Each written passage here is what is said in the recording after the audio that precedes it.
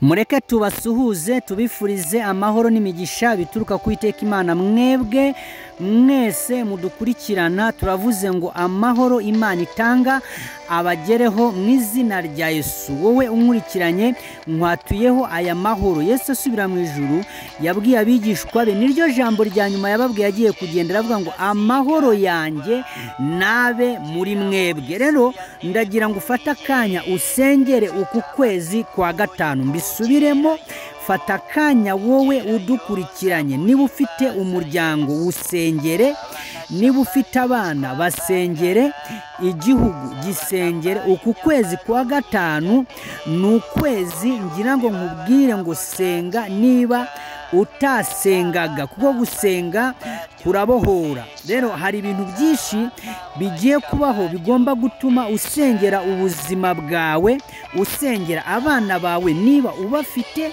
usengera umugabo wawe niba umufite, usengera umugore wawe niba umufite, usengera akazi kawe niba ugafite. Ndaje nkubwira impamvu ugomba gusenga n'ibyo ugomba gusengera. Ndabizi hari abantu aha ngaha badukunda, badukurikirana kandi bemera ibyo Imana ivuga, ibyo igihugu kivuga. Mbese hari abantu hano bemera vuba, hari n'abandi batinda kwemera, ariko ibyo nabyo ntacyo bitwaye. Bameze nka Tom ariko bemera babonye, niko twavuga. Tom murabizi ko bamubwiye bati Yesu yapfuye, aravuga ati wapi, kugira nako yazutse.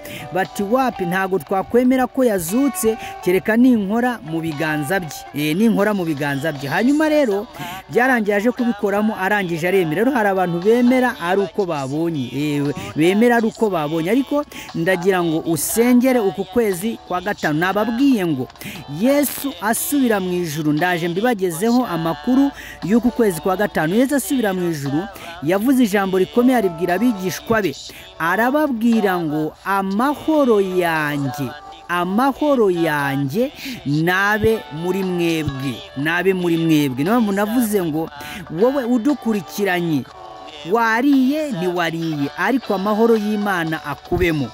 Niba ufite akazi cyangwa utagafite, amahoro y'Imana abe muri wowe.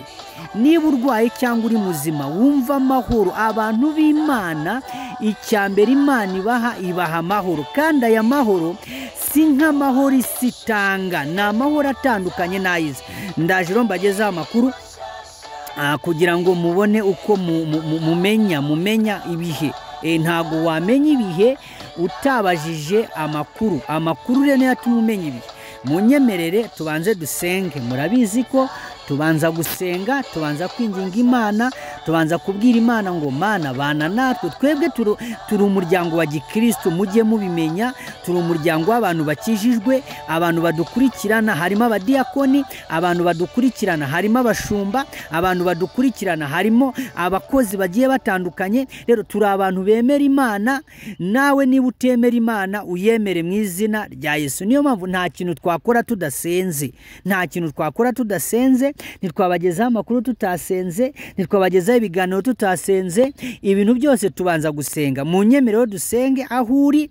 Niba ufite n'ikibazo ujye ubyungukiramo turimo gusenga, ubwira Imana ngo Mana nanjye aho ndaha ngaha urambona, uranzi, imitwaro yanjye urayizi, ibibazo byanjye urabizi, abana banjye urabazi, uburwayi bwanjye urabuzi, ubukene bwanjye urabuzi, intambara mfite urazizi, intimba mfite urazizi, agahinda mfite. Mbese ubyereka Imana. Imana izajya, haleluya, Imana izajya ikora imirimo n'ibitangaza ku buryo nawe uzajya utangarira Imana. Imana ibaho umugisha. Rero munyemerere dusenge, tugaruke tubagezaho ibintu bitanu bigiye kubaho muri uku kwezi kwa gatanu. Ibi bintu biraba ku buzima bwawe wowe udukurikiranye mu izina rya Yesu. Reka dusenge.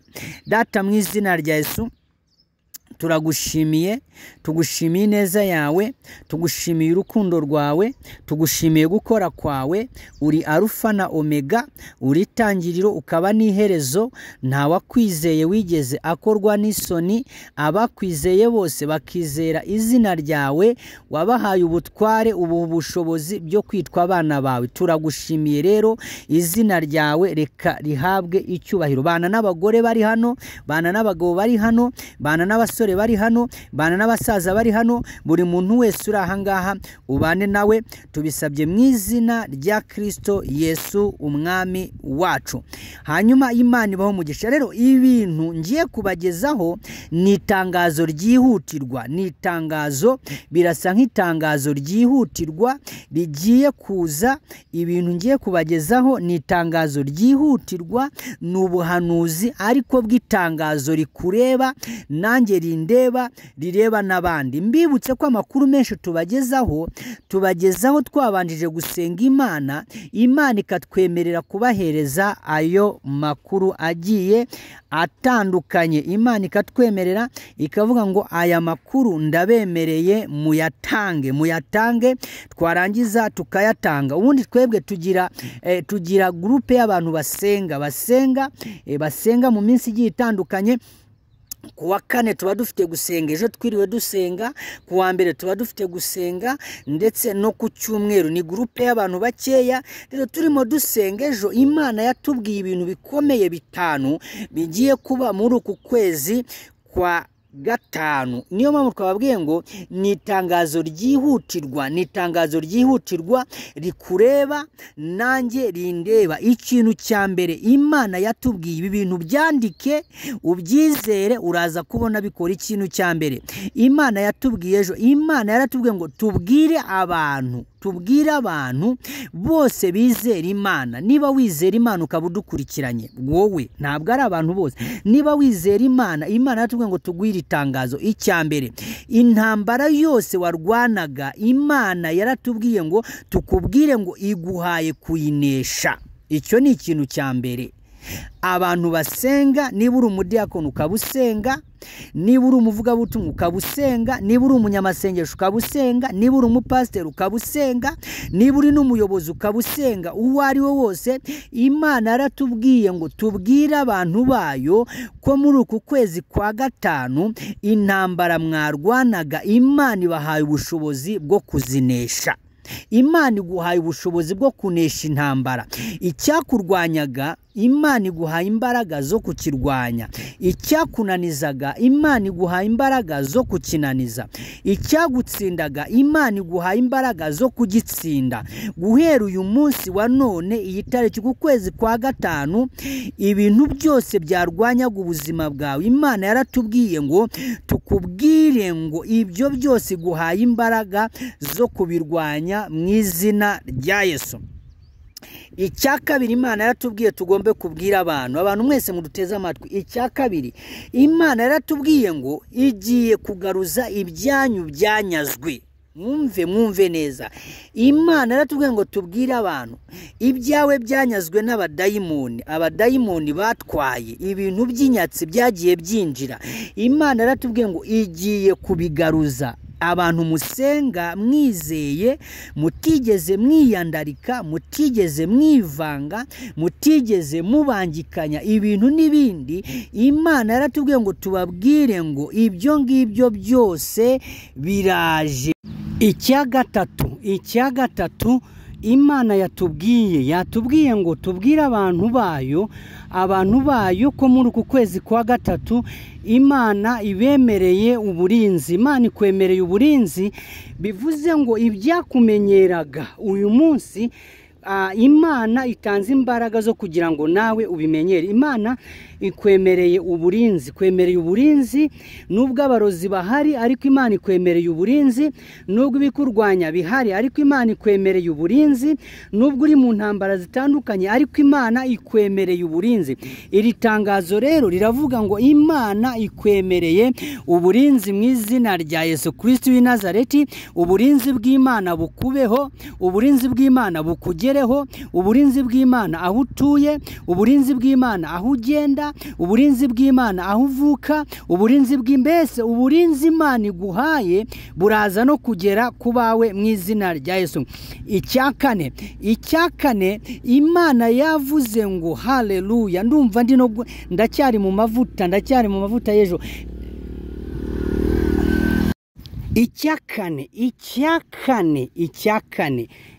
kane Imana yaratubwiye ngo tuzabwire abantu bayo uko inzandiko z'ibinyoma abadayimoni babaregeshaga, marayika azisiribanze. Inzandiko z'ibinyoma abadayimoni babaregeshaga, Imana irazisiribanze mu izina rya Yesu. Urabona hari igihugu ugenda ariko abadayimoni bakazana urwandiko rw'ibinyoma, bakazana ibirego by'ibinyoma, bakazana ibintu by'ibihimbano. Imana yatubwiye ngo tubwire abantu rero yuko inzandiko z'ibinyoma zose, inzandiko z'ibinyoma abadayimoni bazanaga ku buzima bwawe, abadayimoni bazanaga ku bana bawe, abadayimoni bazanaga ku mugabo wawe, mbese ngo tuzabwire abantu yuko inzandiko z'ibinyoma abadayimoni bazanaga Imana izisiribanze. Guhera uyu munsi niba warakiriye Kristo, niba warasabye Imana imbabazi, reka kugenda wicira urubanza. Imana yamaze kukweza, yamaze kugutunganya, yamaze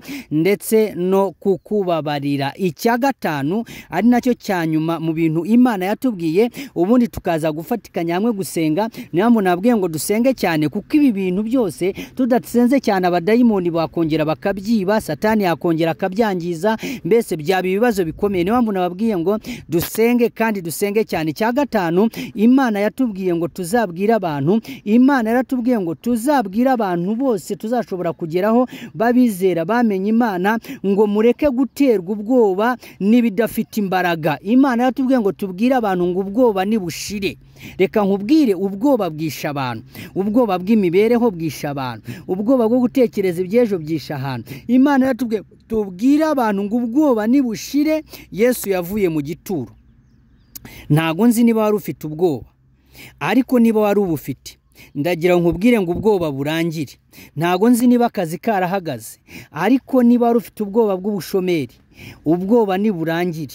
Ubwoba burangire, Yesu yiteguye gukora imirimo ndetse n'ibitangaza. Ubwoba burangire, hari imbaraga z'Imana zibasha kubohora. Ubwoba burangire, hari imbaraga z'Imana zibasha gukiza. Ubwoba burangire, hari imbaraga z'Imana zibasha kugarura agaciro. Ubwoba burangire, iryo ryari itangazo mu bintu bitanu Imana yatubwiye. Ubwoba niburangire, ubwoba niburangire, ubwoba niburangire, ubwoba niburangire. Twamaganye dayimoni w'ubwoba mu izina rya Yesu. Niba wagira ubwoba, bwira dayimoni ngo ndakwamaganye mu izina rya Yesu. Twamaganye dayimoni uteza ubwoba mu izina rya Yesu. Rwamaganye dayimoni uteza agahinda mu izina rya Yesu. Twamaganye dayimoni uteza umubabaro mu izina rya Yesu. Twamaganye imbaraga zose z'umwijima, twamaganye imbaraga zose z'abadayimoni mu izina rya Yesu Kristo w'i Nazareti, guhera kano kanya n'iteka ryose.